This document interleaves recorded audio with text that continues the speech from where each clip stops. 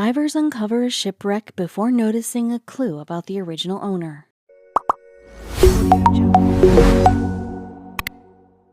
Scuba divers set out on their aquatic adventures to explore the uniquely gorgeous sights the ocean offers. While most of the time it's fascinating sea creatures and a terrain of vibrant coral reef they see, every once in a while something as epic as a shipwreck suddenly appears, resting peacefully on the ocean floor. One of the biggest questions once a vessel is found is who it belonged to at the time of its demise. That's why scientists and marine biologists were so excited that potential answers regarding ownership of a mystery wreck off the coast of Israel finally revealed themselves. The coast of Israel in the Tantura Lagoon near Dor Beach was buzzing with excitement. The seemingly tranquil waters had a team from the University of Haifa itching to take a closer look. Nautical archaeologists at the university's Leon Recanati Institute for Maritime Studies couldn't believe the wreck, which was discovered first in 1976, was seriously studied by anyone. The area is a hotspot for scuba divers all over. When the initial diver discovered the wreck, he immediately told local authorities about the find. Unfortunately, the amateur explorer faced a huge problem when it came to the excavation, as most ordinary people would. He didn't have the experience or the financial means for a rigorous study. Of course, the country of Israel did, but for whatever reason, no one took any action until 2008. That was the year Deborah Zwickel, an author and nautical archaeologist who worked at the Leon Recanati Institute for Maritime Studies, took charge to finally get the boat out of the lagoon. Zwickel assembled a team of equally enthusiastic researchers and scientists to figure out, once and for all, exactly whom the mystery boat belonged to, but it wasn't going to be easy. Usually, when a ship is found, there's some kind of indication, whether it's a marking on the ship's side or particular artifacts of the vessel's owner. This, however, had nothing of the sort. What the diving team did find, however, was a very well-preserved double-masted vessel. From the look of it, the ship wasn't too ancient, but then again, there really was no knowing until analysis was complete. There were also plenty of artifacts on board, and many of them, much like the ship, were in pristine condition. The team recovered several ceramic bowls, glassware, eroded utensils, and even expired provisions. It was an amazing find that Zwickel couldn't believe sat at the bottom of the lagoon for so long. Now that it finally had the attention it deserved, the team started bringing piece by piece into their lab. The massive chunks of wood and metal were lifted out of the water by huge excavators, loaded into trucks, and then carefully placed on the lab's tables for cleaning. It was an immense undertaking. The crew meticulously washed all of the sand and sediment off of each chunk. After a thorough cleaning and careful look at the artifacts, the scientists realized the inventory might just hold the key to the ship's origins. There were several markings and letters printed on many of the broken pieces. The small splintered shards were of no use, but the bigger ones led to the first actual breakthrough of the investigation. Some of the intact ceramic bowls had a very specific lion motif, and the team connected the vessel to a company named Guichard Frères, which operated from 1889 to 1897. But Zwickel wanted to know more.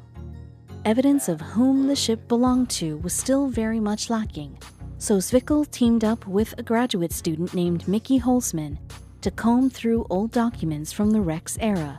Then it hit them like a brick. Member of the famous Rothschild banking dynasty, Baron de Rothschild, actually had ties to an area of land right next to the lagoon. It was a Jewish settlement called Zikron Yaakov that he founded in the late 1800s. The settlement is thriving today, but when it first began, tons of goods were needed.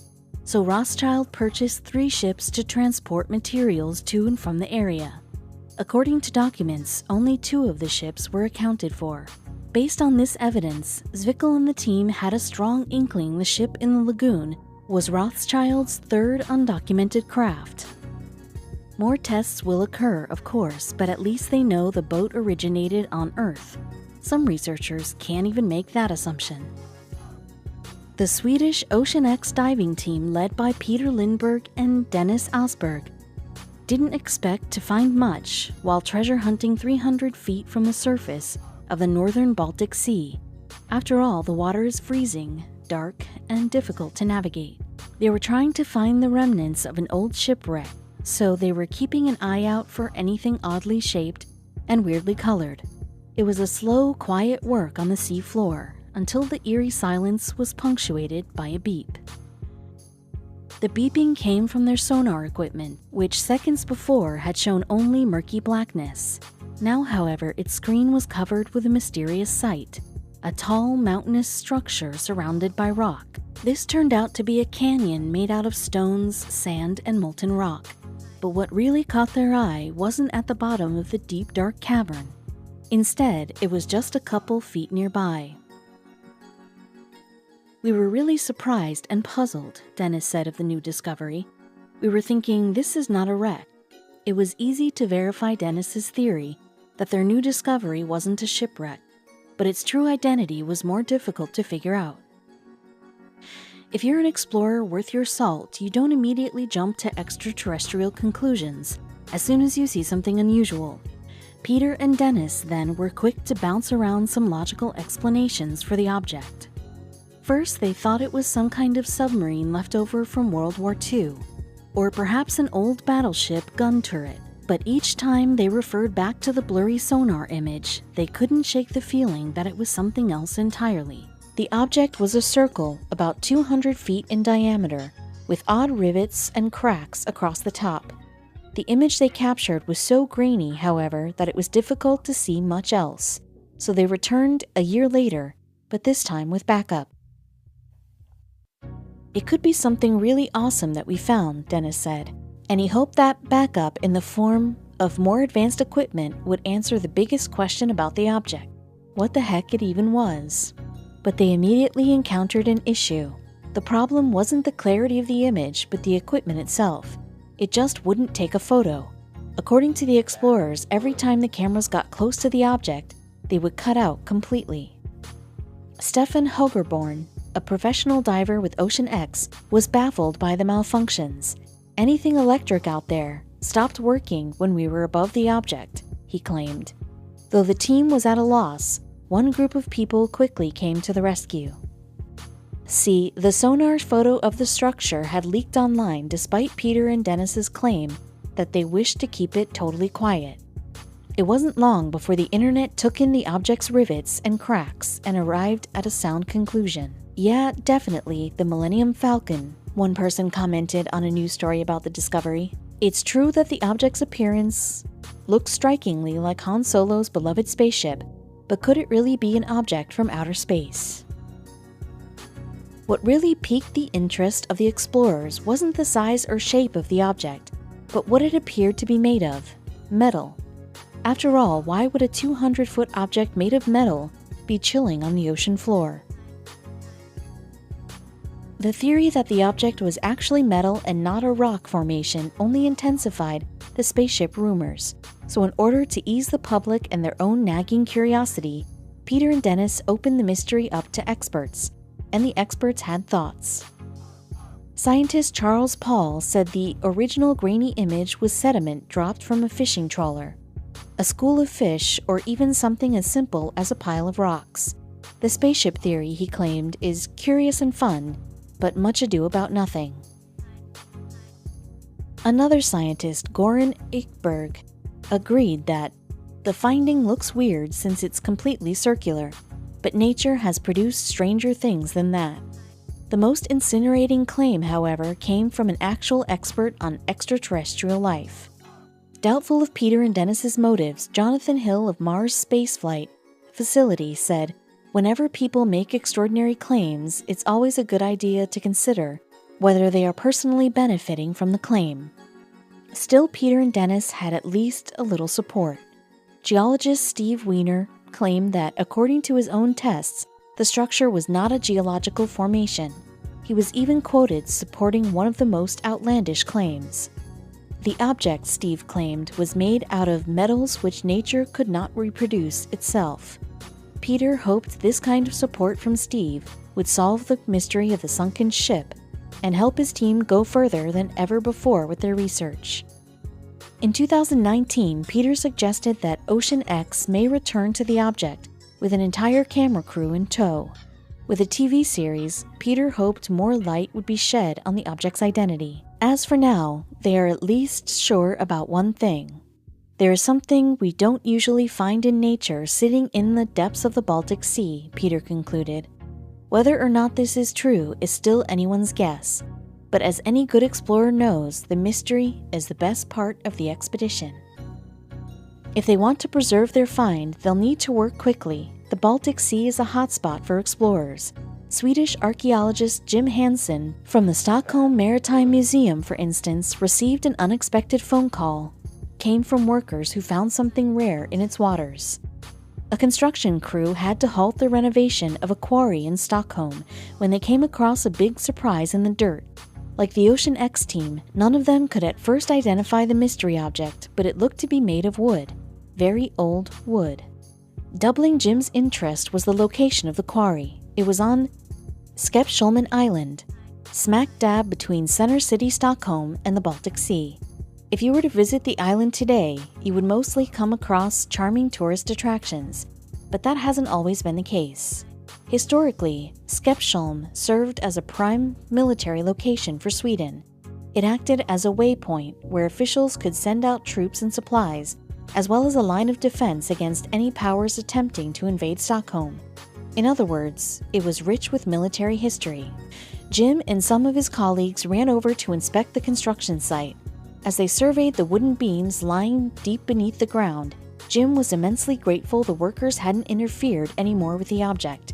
He had a feeling this was something big. In fact, Jim theorized this Skeppsholm dig might connect to one of his recent findings. A few months earlier, he mounted an extensive underwater expedition in southern Sweden. This was no recreational dive. On the dive, he and his team were the first humans in hundreds of years to set their eyes on the Blekinge. The Swedes built this mighty ship in the late 1600s while at war with Russia and Denmark. So what did this have to do with Stockholm? As Jim unearthed more of the wooden artifact, he confirmed his suspicions.